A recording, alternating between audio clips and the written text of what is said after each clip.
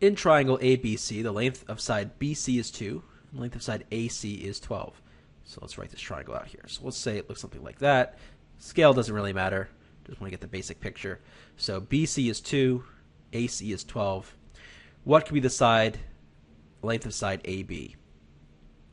So if you try to draw this out and try to do it graphically, you're going to run into some issues. That's not really going to work because notice here, nothing is telling me what the length of this is going to be. And it's because I didn't draw it to scale. But you can imagine I could draw this, like this, 2 and 12, and then say, okay, how long could that be? But it's still imprecise. So what you really want to do here is use what's called the triangle inequality.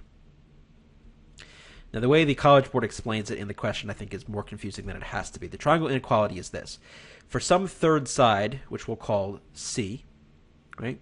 Given the other two sides, A and B, for that third side, C, it's got to be greater than the difference of the other two sides, but less than the sum.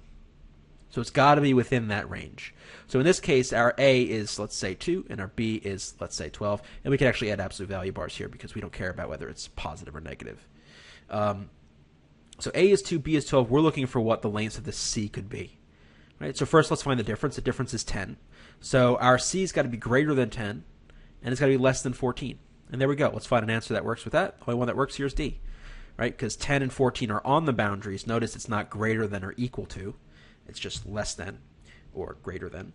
So yeah, we have 12 because that's the only one within this range. Now, if you want to learn more about the triangle inequality, I have a math bootcamp video on it that goes into some detail as to why the math inequality the triangle inequality holds.